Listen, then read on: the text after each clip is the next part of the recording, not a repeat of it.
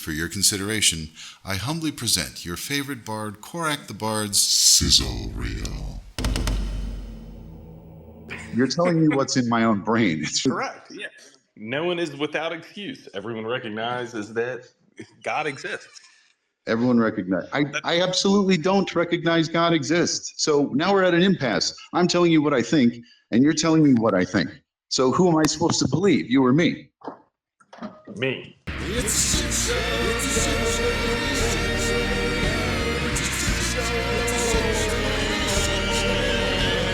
Picture Neanderthals. We formed social groups. There's no Jesus Christ. There's no God. We don't know anything. We haven't gotten language yet. We've got fire. We've got rope. We've got clothes. We've got spears. All right. We've got some time at night when we're not trying to survive and we're huddling together, trying to figure out where the fuck we came from.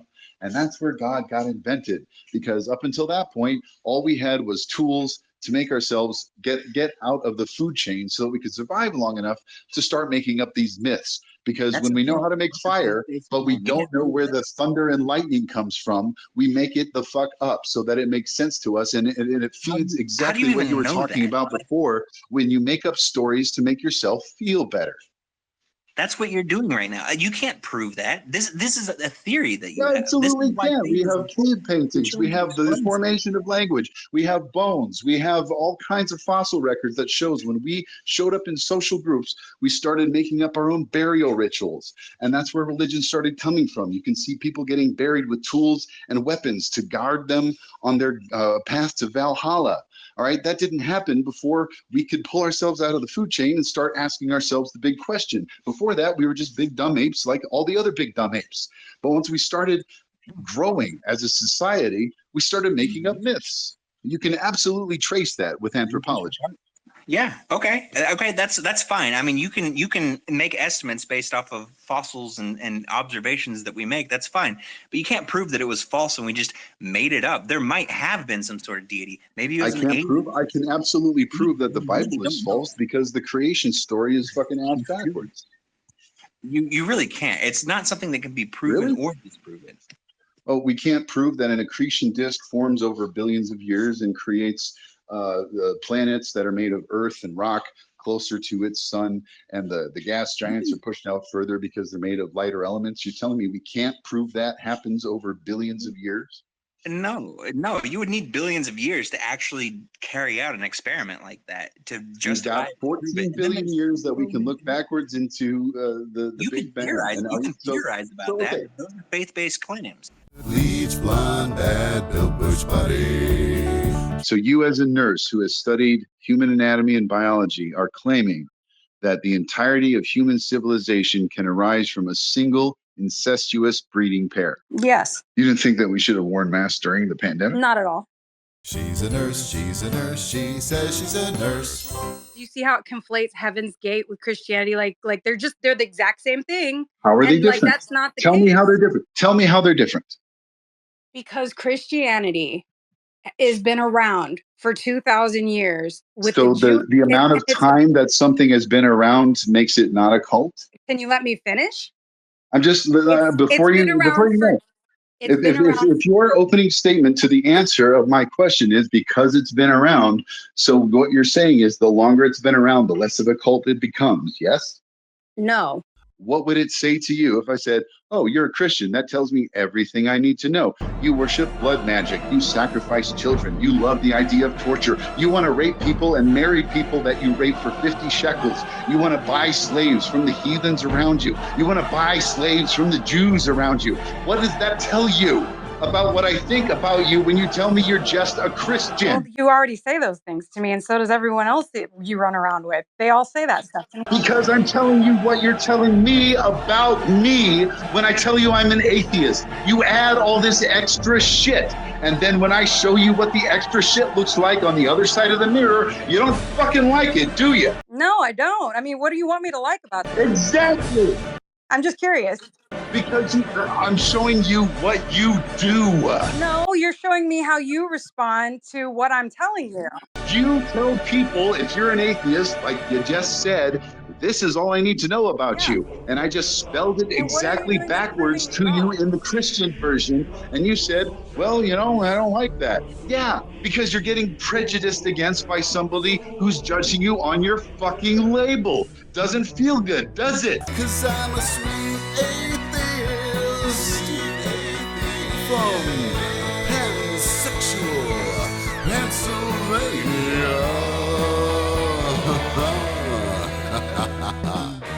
So in this situation, you've got a rapist who finds a young virgin who's not prepared to be married, rapes her, pays her father 50 shekels, and marries her. Is that moral?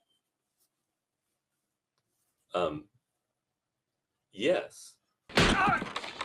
So you're it's funny you say the burden of proof is on me. So let me explain to you how it's not. Are you a Gnostic or agnostic atheist? I'm a hard atheist and an anti-theist. So are you claiming that God is not real for sure? I don't think gods exist. I could be wrong about it, but I haven't received any evidence that proves otherwise. Okay, so it's self-defeating to be an atheist, even agnostic. How do you figure? Well, in order to say that I am an atheist, you have to assume that there's an I to believe that you're an atheist. And then you have to assume that it follows that you have belief. So how do you prove your own existence? Oh, well, I assume I exist because I'm standing in my apartment. And if I am not standing in my apartment and I'm a brain in a vat, well, then so be it. But that doesn't prove that there's a God. So if you're trying to argue for a God, tell me what God you're arguing for. I'm just trying to get you to justify your agnosticism. So how do you know you No, exist? no, no, no, no, no. Hang on. That's not how this works. If you're suggesting there's a God, then go ahead and make the case for your God. But if you're going to come to me and say, well, you're an atheist, that means your worldview is not objective or what the fuck ever. That's not the argument. If you're arguing that there is a God, make an argument for that God. Spoiler alert, he does not make an argument for his God. And they called it puppy love. I'm really curious now, what context would be acceptable for you for the man of the family to threaten to kill the family dog in front of the child? Well, if I got my kid a dog and they begged and begged and begged to have a dog, and I said, okay, well, you're going to take care of this dog. You're going to feed it. You're going to walk it. You're going to give it baths. You're going to take care of it. You are responsible for it. And they said, I promise to do that. And they don't do it. And I have to wind up taking care of this fucking animal. I'm going to threaten the kid. You know what? If you don't start taking care of this dog, I'm just going to kill it. Well, there you have it. Best way to teach your child responsibility is death threats. Honestly, I can't think of a better example of Christian morality. I'm not saying this to be a jerk. I'm seriously concerned about your take on things, because if you ever think it's appropriate, even if you never meant to follow through with it, if you ever thought it would be appropriate to threaten the life of an animal that you trusted your kid to take care of, whether or not they did a good job, that is seriously fucked up. Like, seriously fucked up. Well, actually, I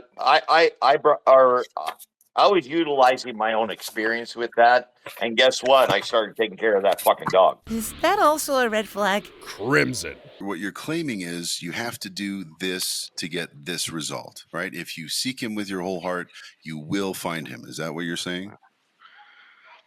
I believe so. If you're talk directly to him. So if that's the case, and if you're truly seeking him and you will find him, if that's the case, then using your model, I wasn't truly seeking him. So how do I determine where I fell short?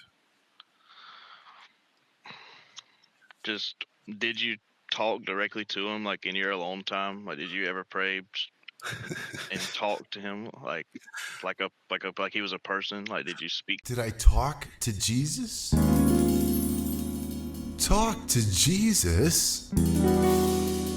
Why, that had never occurred to me.